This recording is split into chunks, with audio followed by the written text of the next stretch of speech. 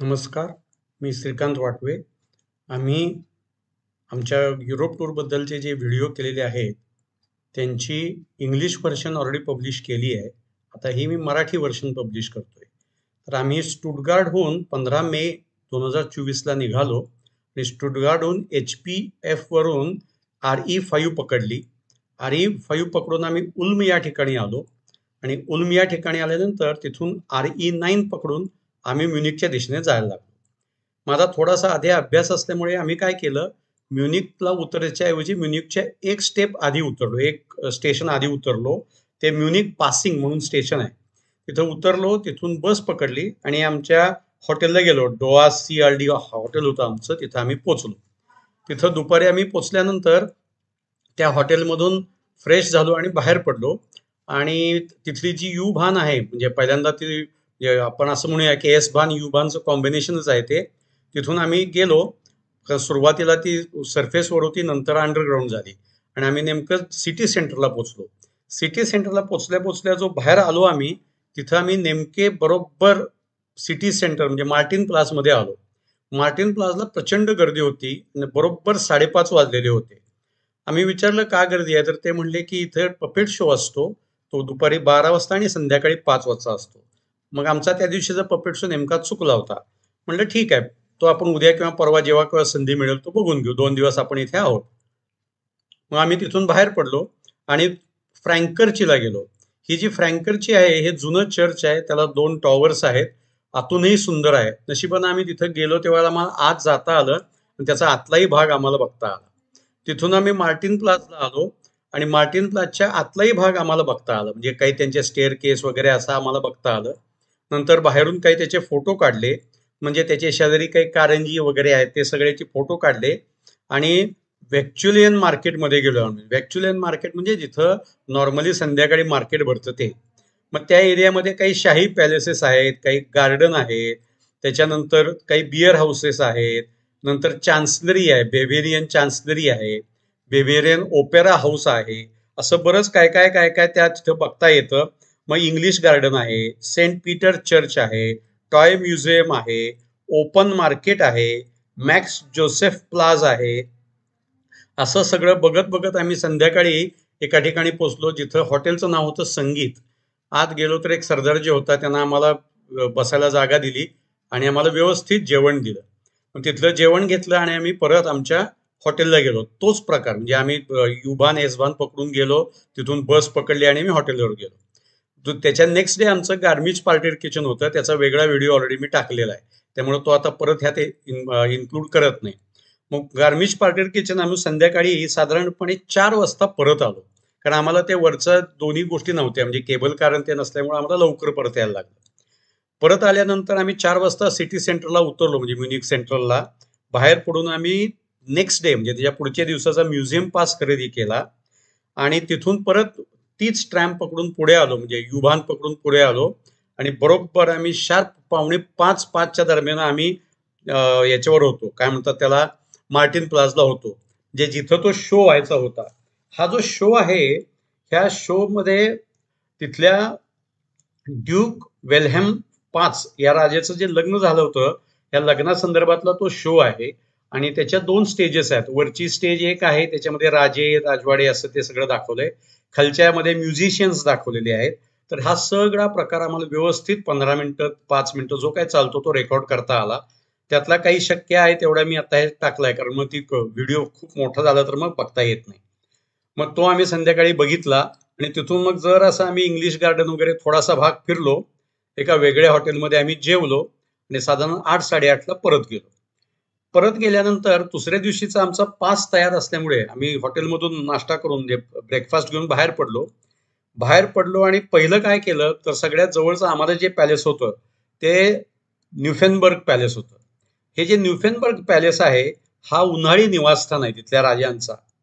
आता तिथे आम्ही गेलो, त्याला आम्हाला ट्रॅम्प करायला लागली, बरंच बदलत बदलत आम्ही तिथे गेलो. आमच्याकडे पास असल्यामुळे आम्हाला प्रॉब्लेम नव्हता, तिकीट कुठंच काढायचं नव्हतं, त्यामुळे आम्ही बदलत बदलत तिथं पोचलो. तिथं पोचल्यानंतर आम्हाला तिथं आम्ही आमचा पास दाखवल्यावर त्यांनी कार्ड्स दिली आणि त्या कार्ड्स घेऊन तिथलंच जे एक म्युझियम आहे वरती, म्हणजे त्याच्यामध्ये काही घंटा आहेत, त्याच्यानंतर काही हॉल आहेत, मीटिंग रूम्स आहेत. आता त्या मीटिंग रूममध्ये काही काही ठिकाणी खोटे दरवाजे, खरे दरवाजे, असा तो जो एक गाईड आमच्या बरोबर होता तो सगळं सांगत होता. ते बघून आम्ही खाली उतरलो. त्याला जवळजवळ 20-25 मिनिटं लागली. मग ते खाली उतरल्यानंतर बॅक साईडला 2 मोठी कारंजी आहे. मग ते आम्ही कारंजी बघायला गेलो. मग ते कारंजी बघितली, कारंजाचे फोटो काढले, त्याच्या बॅक साईडनेही पॅलेसचे फोटो काढले, म्हणजे न्यूफेंबर्ग पॅलेसचे फोटो काढले.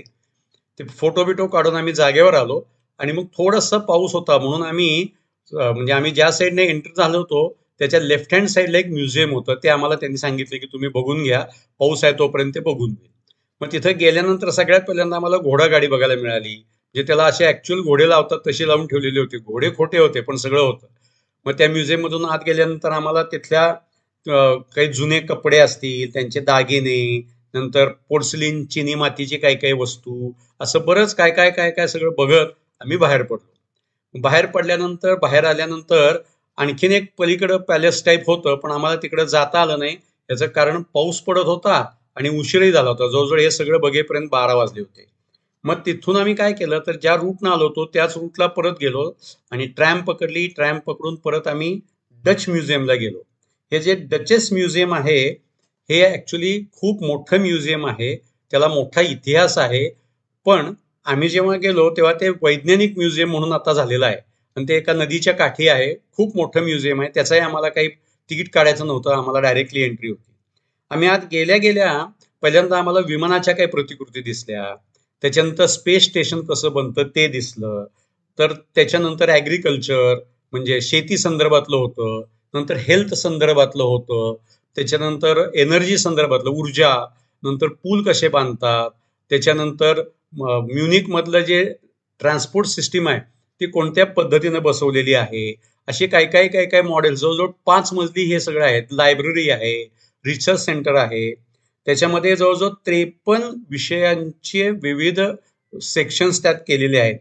आणि एक मजा कशी आहे की ह्याच्यामध्ये समजा विद्यार्थी गेला तर तो त्याच्याशी इंटरॅक्ट करू शकतो. आता आमच्या बरोबर एक 2-3 सिनियर मेंबर्स होते. ते एका स्क्रीन समोर ते डान्स करत होते. ते डान्स करत होते पण स्क्रीनवर त्यांची फक्त हाडं दिसत होती डान्स करताना. असे काही काही इंटरेस्टिंग गोष्टी आम्हाला तिथं बघायला मिळाल्या. हे म्युझियम विद्यार्थ्यांनी अवश्य बघावं असं आहे.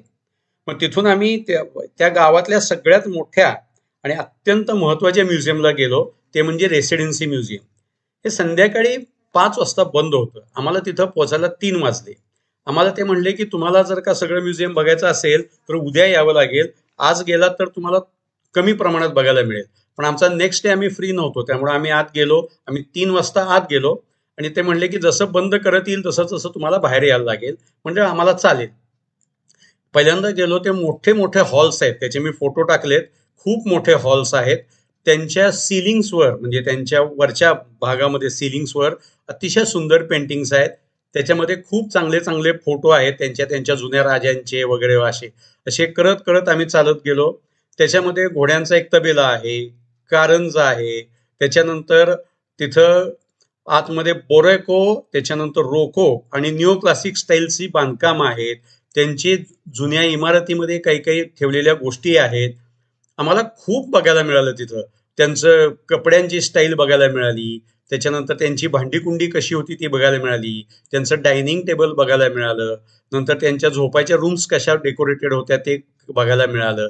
असं बरंच काय काय काय काय बघत बघत आम्ही 5, 5:30, 6 वाजता साधारणपणे आम्ही बाहेर आलो. म्हणजे त्याचे मी फोटो भरपूर टाकलेत. आता लिमिट आहे आम्हाला फोटोही टाकायला, पण फोटो भरपूर टाकलेत. ते सगळं बघून आम्ही बाहेर पडलो आणि मग म्हणलं आम्ही आता BMW वेल्ट बघायला जाऊया म्हणून. BMWचं म्युझियम आहे ऍक्च्युली. आम्ही तिथे गेलो. ते BMW म्युझियम आम्हाला बघता आलं नाही पण BMW वेल्ट मध्ये जाता आलं. हे जे BMW वेल्ट आहे ह्या वेल्टच्या बाबतीमध्ये त्याच्यात काही जुन्या गाड्या आहेत, नव्या अगदी मॉडर्न लेटेस्ट गाड्या आहेत. आम्हाला बघता आलं, त्याच्यात मध्ये बसता आलं. हे सगळं बघितलं आम्ही. बसलो, त्याचे काही फोटोही टाकलेत. मग तिथून आम्ही गेलो म्युनिक ऑलिम्पिक स्टेडियमला. त्या टॉवरचा आम्हाला पास होता. मग त्या टॉवरमध्ये आम्ही लिफ्टनं वरती गेलो. वर गेल्यानंतर आम्हाला म्युनिक शहराचा अतिशय सुंदर देखावा बघायला मिळाला.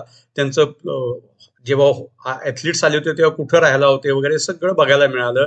त्यांची खालची garden, swimming pools, badminton court वगैरे सगळं आम्हाला तिथं बघायला मिळालं. तिथून खाली म्हणजे थोडा वेळ वर बसल्यानंतर खाली आलो आणि पुन्हा आमचं रेग्युलर प्रमाणे लोकल आणि ते सगळं पकडून आम्ही सिटी सेंटरला आलो. जेवण केलं आणि परत बॅक टू हॉटेल. आता हॉटेलला पोहोचल्यानंतर नेक्स्ट डे जो आमचा होता तो आमचा पुढचा प्रवास होता.